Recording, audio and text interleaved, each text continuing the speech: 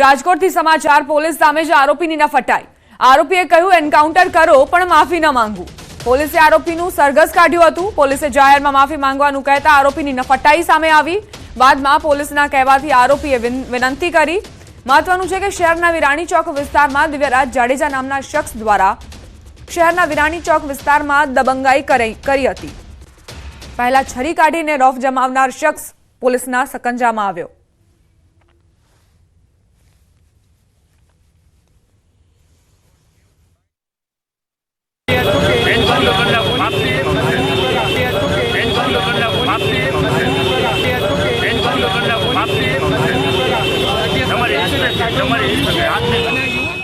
મારું નામ દિવ્યરાજ રઘુસિંહ જાડેજા। मैं विराणी चौक में कार एक्सीडेंट बाबर में लप करेली थी। मैं छरी काढ़ी लेती। बीजी बार आई भूल माराथी नहीं थाय ई बारामां हूँ साहेब ने विनंती करूँ छूं। हूँ कहूँ छूं के भाई कायदो हाथ में लेवो नहीं, नगर पोलीस कायदेसरनी कार्यवाही करशे। રાજકોટ શહેરની અંદર કે ગુજરાતની અંદર કોઈ પણ છે કાયદો વ્યવસ્થાની જે પરિસ્થિતિ છે એનું કોઈ પણ ઉલ્લંઘન કરશે અને કાયદો હાથમાં લેવાની કોશિશ કરશે તેના વિરુદ્ધમાં કડકમાં કડક કાર્યવાહી કરવામાં આવશે। કાયદો કાયદાનું કામ કરશે, જેથી તમામને છે એક વિનંતી છે કે કાયદો છે એ હાથમાં ન લેવો।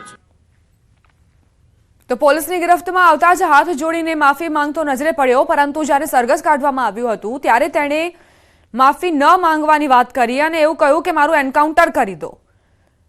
પોલીસ દ્વારા આ શખ્સનો વરઘોડો પણ કાઢવામાં આવ્યો હતો। જો કે એ દરમિયાન તેણે માફી માંગવાનો ઇનકાર કર્યો। ત્યારબાદ એક વિડીયો બનાવ્યો જેમાં પોતાની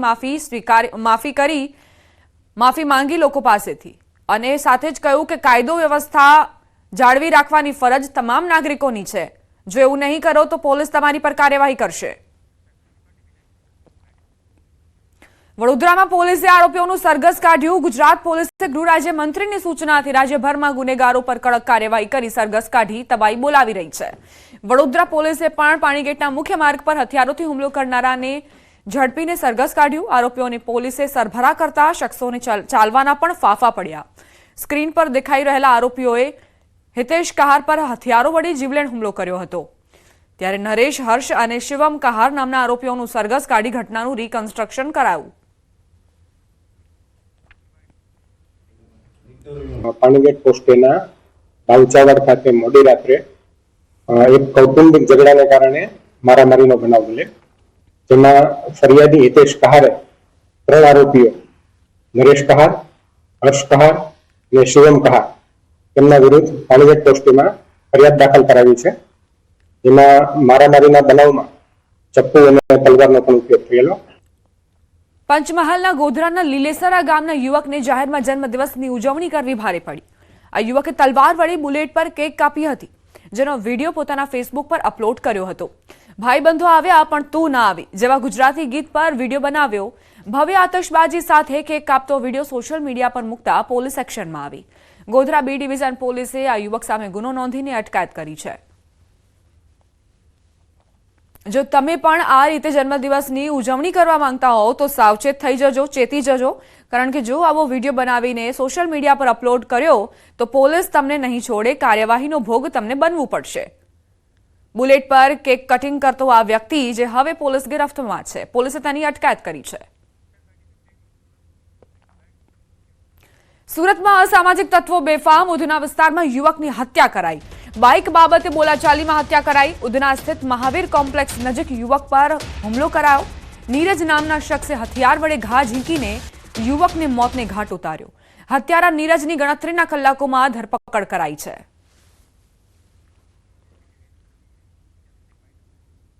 ઉધના વિસ્તારની આ ઘટના જ્યાં યુવકની હત્યા કરવામાં આવી।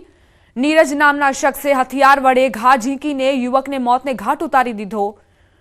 હત્યારા નીરજની ગણતરીના કલાકોમાં ધરપકડ કરવામાં આવી છે, પરંતુ બીજી તરફ યુવકના ઘરમાં રોકકડ શરૂ થઈ ચૂકી છે। વ્હીકલ લઈને જેવા કોમ્પ્લેક્સમાં આવે છે ત્યારે એક વ્યક્તિ સાથે બોલાચાલી થાય છે। એ જેની સાથે બોલાચાલી થાય છે એ વ્યક્તિ એમને ચપ્પુનો એક ઘા મારી દે છે। આ એક ઘાથી એમના છાતીમાં જે ઇન્જરી થાય છે, એમને ઇન્જરીમાં કારણે એમનું મૃત્યુ થઈ જાય છે। આ ઘટનામાં પોલીસે જે આરોપી છે એનું નામ નીરજ ગંગારામભાઈ કરીને છે, એ આરોપીની પોલીસે અટકાયત કરી લીધેલ છે। રાજકોટ શહેરમાં વધુ એક હત્યાની ઘટના બની, 80 ફૂટ રોડ પર અમૂલ સર્કલ પાસે મુકેશ ગુજરાતી નામના વ્યક્તિનો હત્યા કરાયેલી હાલતમાં મૃતદેહ મળી આવ્યો. મુકેશ ગુજરાતીની હત્યાને લઈને થોરાડા પોલીસે ફરિયાદ નોંધવાની તજવીજ હાથ ધરી. મુકેશ ગુજરાતીની હત્યા કોણે અને કયા કારણોસર કરવામાં આવી છે તે દિશામાં તપાસ શરૂ કરાઈ. આરોપીને ઝડપી પાડવા પોલીસે ચક્રો ગતિમાન કર્યા છે.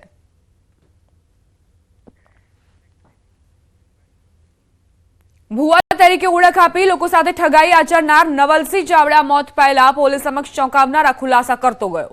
ભુવા નવલસિંહે 12 હત્યાને અંજામ આપી છે.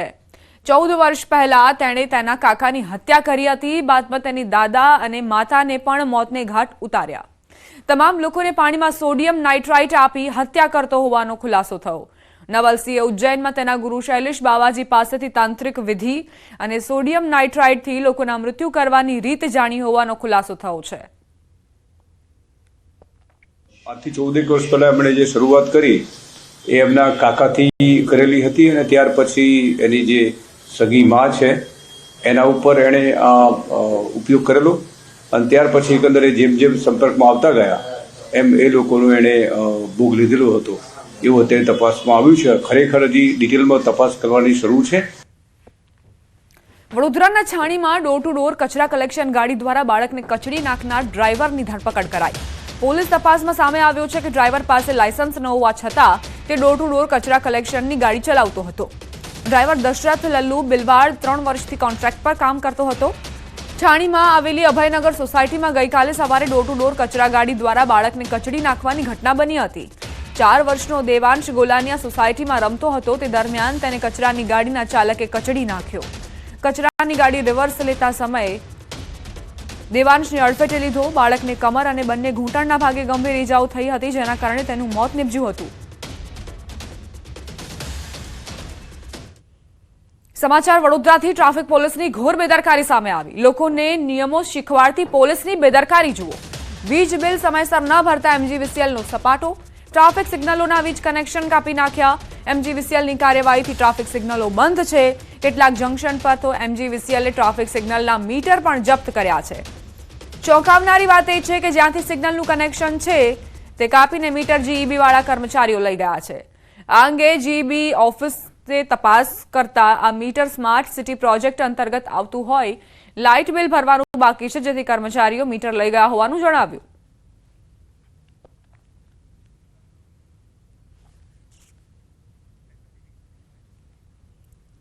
સુરતના રસ્તા પર દોડી રહ્યું છે મોત. અનેક રિક્ષાઓ પાસે નથી ફિટનેસ સર્ટી. ફિટનેસ સર્ટી વગર રિક્ષાઓ સામે જે રિક્ષાઓ ફરી રહી છે તેમની સામે RTO વિભાગે લાલાંક કરી છે. 45 થી વધુ ઓટો રિક્ષા ડિટેન કરાઈ. 7000 થી વધુ ઓટોના ફિટનેસ ટેસ્ટ બાકી છે. શહેરમાં હજી પણ અનેક રિક્ષાઓના ફિટનેસ ટેસ્ટ બાકી છે. સુરતમાં ફિટનેસ ટેસ્ટ વગર ફરતી ઓટો રિક્ષાને ડિટેન કરાશે. ફિટનેસ ટેસ્ટ વગરની ઓટો રિક્ષામાં પેસેન્જરને બેસાડવું જોખમરૂપ છે.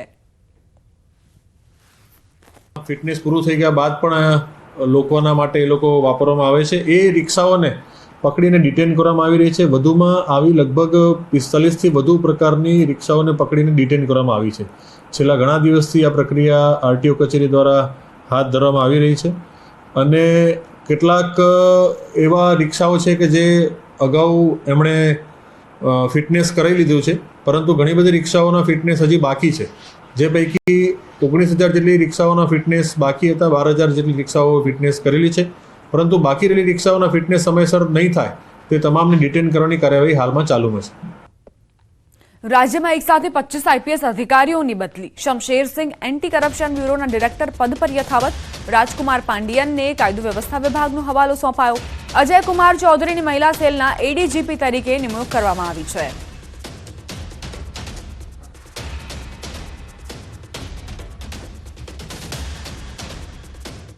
સમાચાર અમદાવાદથી ગોતાની બોક્સ પાર્ક હોટેલમાં ગ્રાહકને કડવો અનુભવ થયો. બોક્સ પાર્કમાં મંગાવેલા ભોજનમાંથી કાચ નીકળ્યો. ભોજનમાંથી કાચ નીકળતા ગ્રાહકે રોષ વ્યક્ત કર્યો. મનપાના આરોગ્ય વિભાગમાં જાણ કરવામાં આવી અને ફરિયાદ નોંધવામાં આવી. બોક્સ પાર્કમાં મંગાવેલા ભોજનમાંથી કઈ રીતે કાચ નીકળ્યો ગ્રાહકને કડવો અનુભવ થયો. અત્યાર સુધી જીવાત નીકળવું સામાન્ય છે પરંતુ હવે આપ હોટેલમાં ભોજન આરોગવા જાઓ તો ધ્યાન રાખજો કારણ કે કાચ પણ નીકળી શકે છે અને એ કાચ તમારા આંતરડાને ડેમેજ પણ કરી શકે છે. બોક્સ પાર્કમાં મંગાવેલા આ ભોજનમાંથી કાચ નીકળતા જ ગ્રાહકે પોતાનો રોષ ઠાલવ્યો. વિડીયો સામે આવ્યો છે. ત્યારબાદ વિડીયો વાયરલ થતા જ હવે અનેક ગ્રાહકોની પ્રતિક્રિયાઓ પણ સોશિયલ મીડિયામાં જોવા મળી રહી છે. મહેસાણાના ઊંઝા એપીએમસીનો ચૂંટણીનો મામલો. ઊંઝા એપીએમસીની ચૂંટણી સમરસ કરવાનો ભાજપનો ફોર્મ્યુલા ફેલ. ઉમેદવારોને સમજાવવા છતાં ફોર્મ પરત ન ખેંચતા ચૂંટણી યોજાશે. ખેડૂત વિભાગની 10 બેઠક માટે 20 ઉમેદવારો મેદાને. વેપારી વિભાગની 4 બેઠકો માટે 16 ઉમેદવારો મેદાને. ખરીદ વેચાણની બેઠકમાં પૂર્વ ચેરમેન દિનેશ પટેલ બિનહરીફ. તો મહેસાણા ઊંઝા એપીએમસી ચૂંટણીના મામલે સમરસ કરવાના ભાજપના જે ફોર્મ્યુલા હતા તે અહીં ફેલ જોવા મળી રહ્યા છે.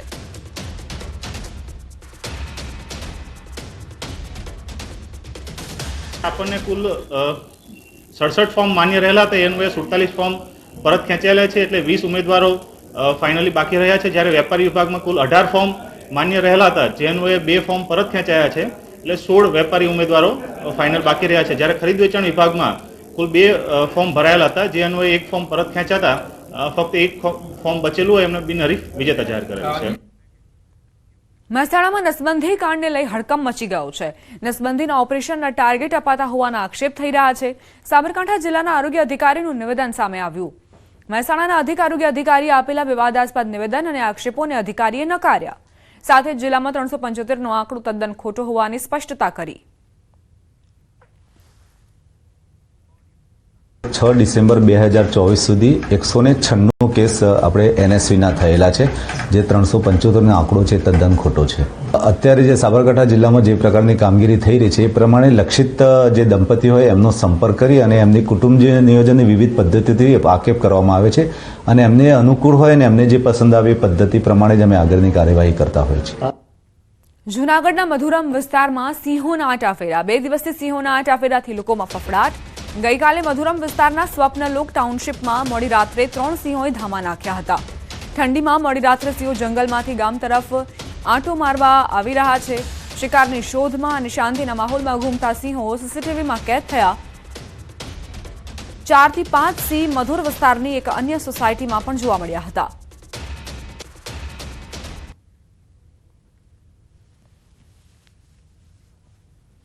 તો કઈ રીતે વનરાજ અહીં આવી ચડ્યા છે તેના સીસીટીવી ફૂટેજ પણ સામે આવ્યા છે. શાંતિમય માહોલ છે અને એવામાં વનરાજા અહીં આંટાફેરા મારતા નજરે પડ્યા છે. જો કે સીસીટીવીમાં આ ઘટના કેદ થયા બાદ લોકોમાં ફફડાટ ફેલાયો. રોકાઈશું એક નાનકડા વિરામ માટે. જોતા રહો ન્યૂઝ 18 ગુજરાતી.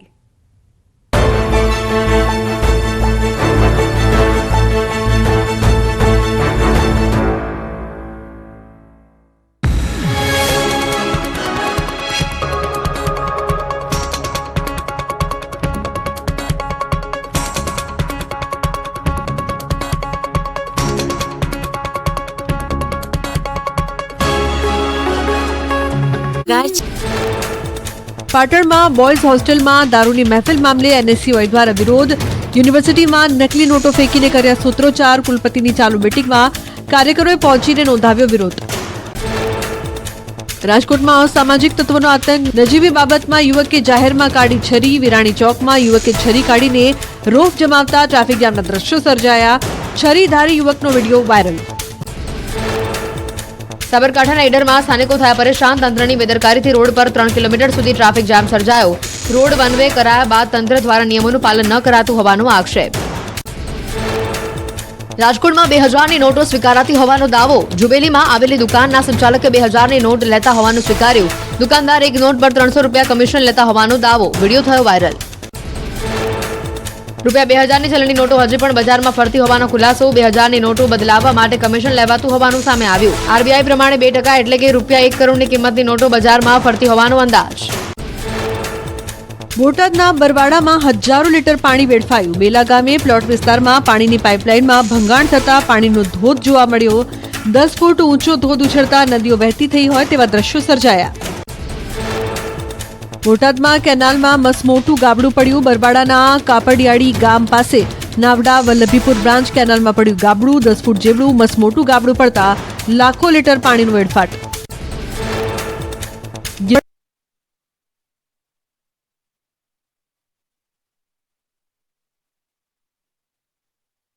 કરોડ અંકલેશ્વર નજીક નેશનલ હાઈવે નંબર 48 વહેલી સવારે મોતની ચીચિયારીઓથી ગુંજી ઉઠ્યો. અંકલેશ્વરની વાલિયા ચોકડી નજીક આવેલ આમલખાડીના ઓવરબ્રિજ પર ખાનગી લક્ઝરી બસ અને સરકારી એસટી બસ વચ્ચે અકસ્માત સર્જાયો. અકસ્માત સર્જાતા ખાનગી લક્ઝરી બસ પલટી ગઈ તો એસટી બસ પણ માર્ગની બાજુમાં ઉતરી ગઈ. ખાનગી બસ પલટી જતા બસમાં સવાર મુસાફરો અંદર જ ફસાઈ ગયા. મુસાફરો ફસાતા બચાવ બચાવની બૂમો પડી. આ અંગેની જાણ આસપાસના સ્થાનિકોને થતા તેઓ મદદ માટે દોડી આવ્યા અને મુસાફરોને બસમાંથી બહાર કાઢ્યા. બનાવની જાણ થતાની સાથે જ પોલીસ કાફલો પણ ઘટના સ્થળે દોડી આવ્યો અને ઇજાગ્રસ્તોને 108 એમ્બ્યુલન્સ સેવાની મદદથી સારવાર અર્થે અંકલેશ્વરની જયાબેન મોદી હોસ્પિટલ ખસેડવામાં આવ્યો. આ બનાવમાં 16 મુસાફરોને નાની મોટી ઈજા પહોંચી તો અકસ્માતના પગલે નેશનલ હાઈવે નંબર 48 પર ટ્રાફિક જામની પરિસ્થિતિનું પણ નિર્માણ થયું. સોસાયટીની બહાર બાળકોને રમવા મૂકી દેતા દરેક માતા પિતા માટે લાલબત્તી સમાન કિસ્સો સુરતમાં બન્યો છે. કાર ચાલકની બેદરકારીથી કાર નીચે બાળક કચડાયો. સુરતના ઓલપાડના અઠોદરા ગામમાં ઘટના બની. અહીં બાળકી પોતાના ઘરના આંગણે રમી રહી હતી ત્યારે પૂરપાટ આવતા કાર ચાલક અરવિંદ વિશ્વકર્માએ જોયા વગર 2.5 વર્ષની બાળકી પર કાર ચડાવી દીધી. કારના તોતિંગ વ્હીલ નીચે માસૂમ બાળકી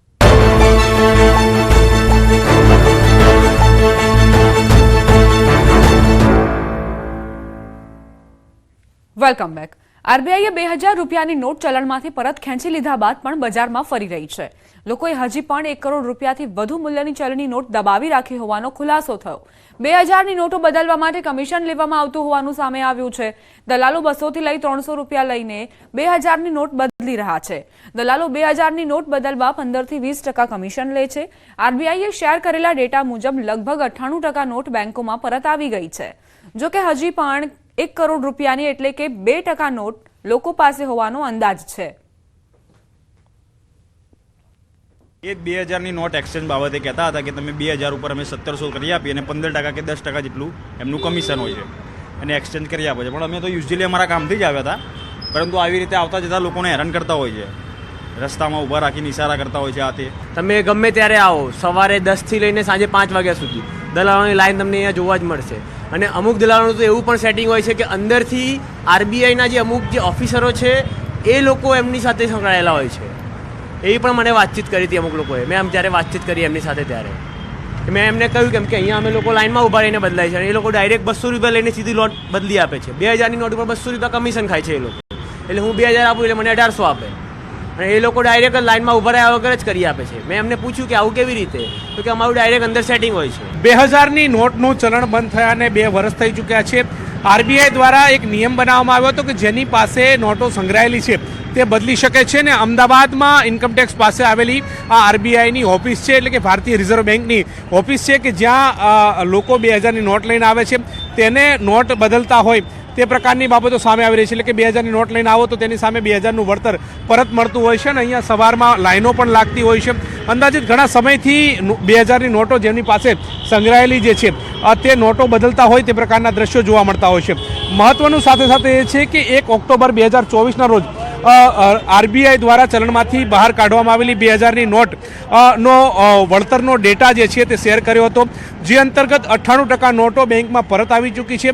2% નોટો હજુ સુધી પરત આવી નથી, એટલે કે 7117 કરોડ રૂપિયાની ગુલાબી નોટો જે છે તે હજુ સુધી પરત આવી નથી ને તેને લઈ અને આરબીઆઈ પણ ચિંતા વ્યક્ત કરી રહી છે. મહત્વનું સાથે સાથે એ છે કે જે પ્રકારે તમે 2000ની નોટ લઈને અહીંયા આવો તો આસપાસથી દલાલો જે છે તે અહીંયા આવી જતા હોય છે ને 2000ની નોટની સામે 1700 રૂપિયા રોકડા આપતા હોય છે ને 2000ની નોટ પરત લઈ લેતા હોય છે.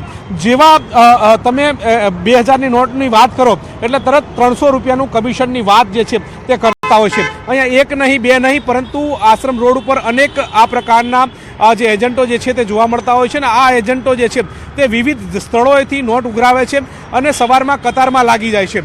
મહત્વનું એ પણ છે કે અહીંયા તમને આ પ્રકારના દલાલો જે છે તે જોવા મળતા હોય છે. આ દલાલો જે છે તે 2000ની નોટ બદલવાની કામગીરી જે છે તે કરતા નજરે પડી રહ્યા છે. રાજકોટમાં પણ આ પ્રકારની બાબતો સામે આવી હતી. એ જ રીતે અમદાવાદમાં પણ આ પ્રકારની બાબતો સામે આવી હતી કે અહીંયા તમને ઠેર ઠેર દલાલો જે છે તે જોવા મળતા હોય છે. તમારે પણ નોટ બદલવાની હોય તો 2000 રૂપિયાની સામે 1700 રૂપિયા આપતા દલાલો જે છે તે અમદાવાદની અંદર નજર પડી રહ્યા છે. હવે 2% જેટલી નોટો જે છે તે આરબીઆઈના રિપોર્ટ પ્રમાણે બાકી છે, ત્યારે હવે 2% જેટલી નોટો ક્યારે આરબીઆઈ કવર કરે છે તે તો જોવું રહેશે. કેમેરા પર્સન હરીશ શર્મા સાથે ગૌતમ શ્રીમાળી, ન્યૂઝ 18 ગુજરાતી. રાજકોટમાં 2000ની નોટ સ્વીકારતી હોવાનો દાવો થયો. જુબિલીમાં આવેલી દુકાનનો કથિત વિડીયો વાયરલ થયો.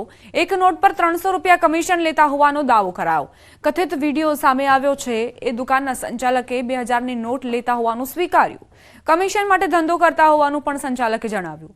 બીજી તરફ 2000ની નોટ મામલે એસઓજીએ તપાસ શરૂ કરી છે.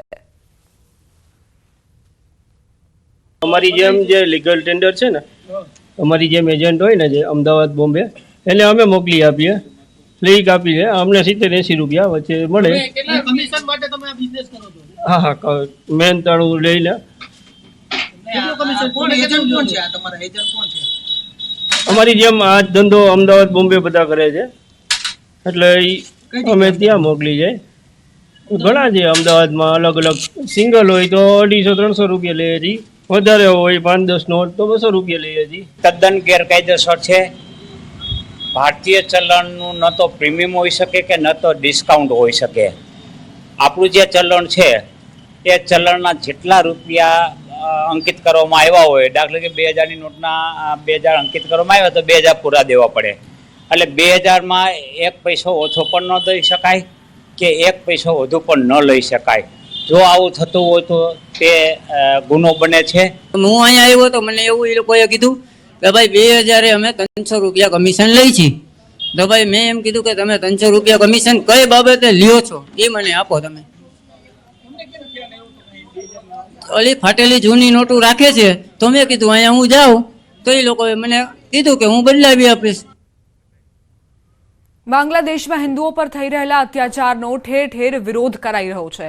હિન્દુ હિત રક્ષા સમિતિ કર્ણાવતીએ પણ બાંગ્લાદેશમાં હિન્દુઓ પર થતા અત્યાચારનો ખુલીને વિરોધ કર્યો. અમદાવાદના રિવરફ્રન્ટ પર વિશાળ માનવ સાંકળ રચી દેખાવ કરી વિરોધ કરાયો.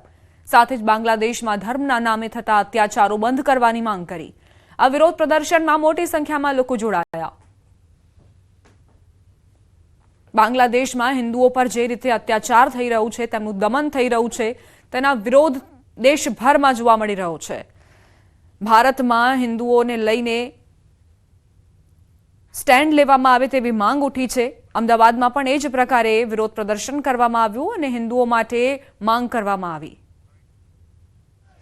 હિન્દુઓના ટાર્ગેટ કરીને અત્યાચારો શરૂ થયા, એકદમ નિંદનીય છે. આ પ્રકારે ક્રૂર અત્યાચારો, પુરુષોની હત્યા, મહિલાઓ પર બળાત્કાર, લૂંટફાટ, કોઈ ત્યાં સેફ જ નથી. અને આશ્ચર્યની વાત એ છે કે દુનિયામાં જે માનવ અધિકારની વાતો કરતા મોટા મોટા લોકો, મોટા મોટા સંગઠનો, મોટા મોટા દેશો એ પણ ચૂપ છે. આ બધાની આંખો ખોલે એટલા માટે આજે દેશભરમાં આ પ્રકારે પ્રદર્શન થઈ રહ્યા છે. અને એના ભાગરૂપે જ કર્ણાવતીમાં એક વિરાટ માનવ સાંકળ એ બની છે. ધર્મના આધારે જે ક્રૂરતા થઈ રહી છે એ બંધ થવી જોઈએ. દુનિયામાં દરેક મનુષ્યનો માનવ અધિકાર છે અને જીવવાનો અધિકાર છે. એ સંદેશ દુનિયાએ હવે આ પ્રકારના તત્વોને આપવો પડશે. સમાચારોમાં આગળ વધીએ. મહત્વપૂર્ણ સમાચાર. મહેસાણા જિલ્લામાં નસબંધી કૌભાંડ અને ખ્યાતિકાંડે રાજકીય રંગ ધારણ કર્યો. ભાજપના પૂર્વ મહામંત્રી રાજુ ચૌધરીએ મહેસાણા જિલ્લા આરોગ્ય અધિકારી સામે ગંભીર આક્ષેપો કર્યા. રાજુ ચૌધરીએ જિલ્લા આરોગ્ય અધિકારી મહેશ કાપડિયા સામે આક્ષેપો કરતો પત્ર મુખ્યમંત્રી ભૂપેન્દ્ર પટેલને લખ્યો. પત્ર લખી કહ્યું, સરકારને બદનામ કરનાર આરોગ્ય અધિકારી સામે એસીબી તપાસ કરી સસ્પેન્ડ કરવાની માંગ કરી. બીજી તરફ આરોગ્ય અધિકારીએ આક્ષેપોને પાયાવિહોણા ગણાવ્યા.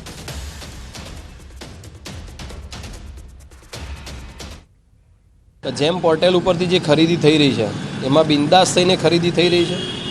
જે પોલિયોના રસીકરણ થયા એમાં પણ ખોટા આંકડા આપવામાં આવ્યા. ખ્યાતિ હોસ્પિટલનો જે ઇસ્યુ થઈ રહ્યું છે એમાં ઓપરેશન ત્યાં અને પેશન્ટ બધા મહેસાણા જિલ્લાના, આવા ઘણા બધા મુદ્દા છે. એના અનુલક્ષીને મેં આજે મુખ્યમંત્રી શ્રી ભૂપેન્દ્રભાઈ પટેલને પત્ર લખ્યો છે કે આ અધિકારીને ત્વરિત દૂર કરવામાં આવે તથા તેમની પર એસીબી તપાસ થાય. પીએમજેવાયની અંદર જે પણ થયું છે બરાબર છે, એના માટે કમ્પ્લીટલી રાજ્ય કક્ષાએ એની તપાસ કમિટી ચાલે છે અને એની અંદર જે કંઈ મારે પુરાવા આપવાના હતા સરકાર કક્ષાએ એ તમામે તમામ પુરાવા જે હોસ્પિટલની મુલાકાત કરીને લેવાના હતા એ મેં સરકાર લેવલે પૂરા પાડ્યા છે. મહેસાણા નસબંધી કાંડ મુદ્દે ભાજપ કોંગ્રેસ આમને સામને આવ્યા. કોંગ્રેસ પ્રવક્તા મનીષ દોશીએ કહ્યું, નસબંધીના ટાર્ગેટ અપાય છે, ટાર્ગેટના કારણે નિર્દોષ લોકો ભોગ બન્યા. જ્યારે ભાજપના સહપ્રવક્તા ડોક્ટર શ્રદ્ધા રાજપૂતે કોંગ્રેસના આક્ષેપોનો જવાબ આપ્યો. હું સરકારને પૂછવા માંગુ છું, આરોગ્ય મંત્રીને, કે તમારા વિભાગમાં એક તરફ નીચે અધિકારીઓ આરોગ્ય માટેના નસબંધીના ઓપરેશન માટેનો લક્ષ્યાંક આપે છે અને આપ શ્રી પત્રકારોને માધ્યમોને ગેરમાર્ગે દોરવા, ગુજરાતની જનતાને ગેરમાર્ગે દોરવા માટે આવો કોઈ લક્ષ્યાંક નથી એવી લીપાથોપી કરો છો. મારે માન્ય મનીષ દોશી સાહેબને જણાવી દઉં છું કે ફેમિલી પ્લાનિંગ કટોકટીના સમયમાં જે રીતે આદરણીય સંજય ગાંધીજીએ કરાવ્યું હતું એવું ફેમિલી પ્લાનિંગ એના પછી ક્યારે થયું નથી અને બિલકુલ ટાર્ગેટ ફ્રી અપ્રોચ પ્રમાણે ગુજરાત રાજ્ય સરકાર અને આરોગ્ય વિભાગ કામ કરી રહી છે.